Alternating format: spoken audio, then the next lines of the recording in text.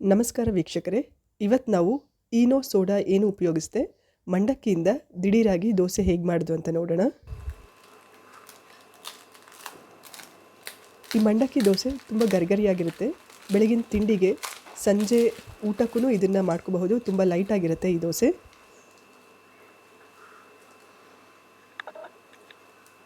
ನೋಡಬಹುದು ತಿಂತಿರುವಾಗ ಎಷ್ಟು ಗರಿಗರಿಯಾಗಿದೆ ಅಂತ ಹೇಳಿ ಈ ದೋಸೆ. ಹಾಗಾದರೆ ಈ ಮಂಡಕ್ಕಿ ದೋಸೆನ ಹೇಗೆ ಮಾಡೋದು ಅಂತ ನೋಡೋಣ ಬನ್ನಿ. ಒಂದು ಬೌಲಿಗೆ 2 ಕಪ್ ಮಂಡಕ್ಕಿ ಹಾಕೊಳ್ಳೋಣ. ನೋಡಬಹುದು ಇಲ್ಲಿ ನಾನು ಟೊಳ್ಳಾಗಿರೋ ಮಂಡಕ್ಕಿ ತೊಗೊಂಡಿದ್ದೀನಿ. ನೀವು ಯಾವ ಥರದಾದರೂ ಮಂಡಕ್ಕಿ ಯೂಸ್ ಮಾಡಬಹುದು. ಈಗ ಇದಕ್ಕೆ ಸ್ವಲ್ಪ ನೀರು ಹಾಕಿ ಒಂದು 10 ನಿಮಿಷ ಮಂಡಕ್ಕಿನ ನೆನೆಯಕ್ಕೆ ಬಿಡೋಣ. ನೀರು ಹಾಕಿದ ಮೇಲೆ ಮಂಡಕ್ಕಿ ಎಲ್ಲ ಮೇಲೆ ಬಂದಿರುತ್ತೆ. ಸ್ವಲ್ಪ ಕೈಯಲ್ಲಿ ಹೀಗೆ ಪ್ರೆಸ್ ಮಾಡಿದರೆ ಎಲ್ಲ ಒಳಗಡೆ ಹೋಗಿ ಚೆನ್ನಾಗಿ ನೀರು ಇಟ್ಕೊಂಡು ಮಂಡಕ್ಕಿ ಚೆನ್ನಾಗಿ ನೆನೆಯುತ್ತೆ.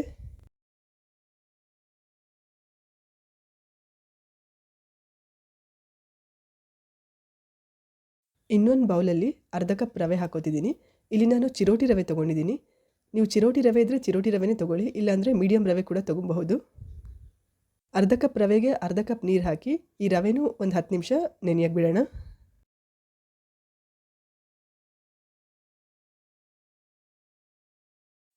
ಹತ್ತು ನಿಮಿಷ ಆಗಿದೆ. ರವೆ ಮತ್ತು ಮಂಡಕ್ಕಿನ ನೆನೆಯಕ್ಕಿಟ್ಟು ಈಗ ಮಂಡಕ್ಕಿಲಿರೋ ನೀರನ್ನೆಲ್ಲ ಒಂದು ಜಾಲರಿ ತೊಗೊಂಡು ಚೆನ್ನಾಗಿ ಸೋಸ್ಕೊಳ್ಳೋಣ. ಮಂಡಕ್ಕಿಲಿರೋ ನೀರನ್ನೆಲ್ಲ ಸೋಸ್ಕೊಂಡ್ಮೇಲೆ ಜಾಲರಿಲೇ ಮಂಡಕ್ಕಿನ 1-2 ನಿಮಿಷ ಹಾಗೆ ಬಿಟ್ಟಿರೋಣ.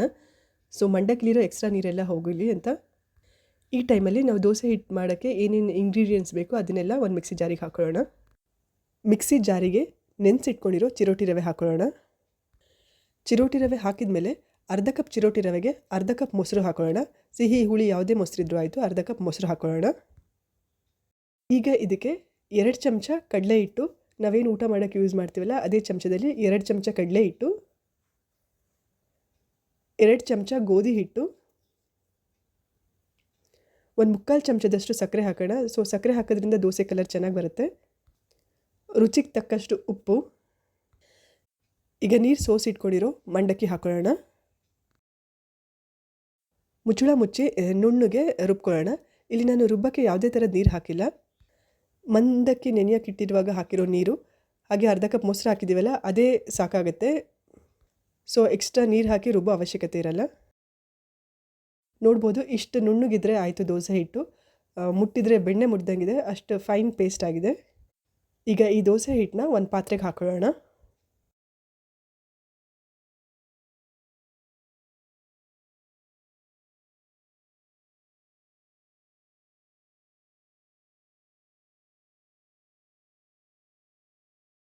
ಹಿಟ್ಟು ನೋಡ್ಬೋದು ಸ್ವಲ್ಪ ಗಟ್ಟಿಯಾಗಿದೆ. ಈಗ ಇದಕ್ಕೆ 4-5 ಚಮಚದಷ್ಟು ನೀರು ಹಾಕಿ ದೋಸೆ ಹಿಟ್ಟಿನ ಅದಕ್ಕೆ ಬ್ಯಾಟರ್ನ ರೆಡಿ ಮಾಡ್ಕೊಳ್ಳೋಣ.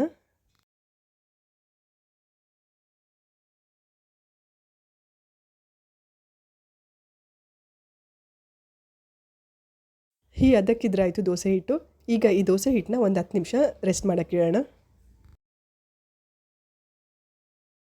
10 ನಿಮಿಷ ಆಗಿದೆ ದೋಸೆ ಹಿಟ್ಟನ್ನ ರೆಸ್ಟ್ ಮಾಡೋಕ್ಕಿಟ್ಟು. ಈಗ ದೋಸೆ ಹಾಕೊಳ್ಳೋಣ. ಸ್ಟವ್ ಮೇಲೆ ಒಂದು ತವ ಇಟ್ಟು, ತವ ಬಿಸಿ ಆದಮೇಲೆ ಒಂದು ಅರ್ಧ ಚಮಚ ಎಣ್ಣೆ ಹಾಕೋಣ.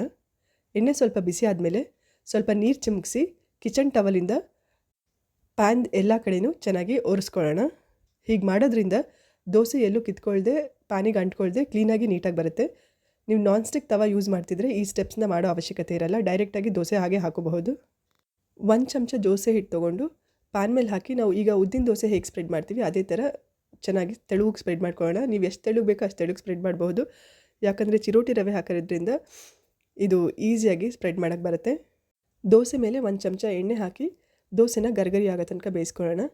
ನೀವು ಲೋ ಫ್ಲೇಮಲ್ಲಿ ಬೇಯಿಸಿದರೆ ದೋಸೆ ಗರ್ಗರಿ ಆಗುತ್ತೆ. ಅದೇ ಐ ಫ್ಲೇಮಲ್ಲಿ ಬೇಯಿಸ್ಕೊಂಡ್ರೆ ದೋಸೆ ಸಾಫ್ಟಾಗಿರುತ್ತೆ. ನಿಮಗೆ ಹೇಗೆ ದೋಸೆ ಬೇಕೋ ಹಾಗೆ ನೀವು ದೋಸೆನ ಫ್ರೈ ಮಾಡ್ಕೋಬಹುದು.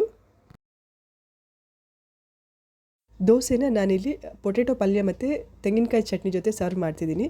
ನೀವು ಯಾವುದೇ ಚಟ್ನಿ ಆದರೂ ಯೂಸ್ ಮಾಡಬಹುದು. ಟೊಮೆಟೊ ಚಟ್ನಿ, ಬರೀ ತೆಂಗಿನಕಾಯಿ ಚಟ್ನಿ ಎಲ್ಲದ್ರ ಜೊತೆಗೂ ಈ ದೋಸೆ ಚೆನ್ನಾಗಿರುತ್ತೆ. ಈನೋ ಸೋಡಾ ಏನೂ ಯೂಸ್ ಮಾಡದೆ ದಿಢೀರಾಗಿ ಮಂಡಕ್ಕಿ ದೋಸೆ ರೆಡಿಯಾಗಿದೆ. ನೀವು ಟ್ರೈ ಮಾಡಿ ಹೇಗಾಗಿದೆ ಅಂತೇಳಿ ಕಮೆಂಟ್ ಮಾಡಿ ತಿಳಿಸಿ. Thanks for watching the video.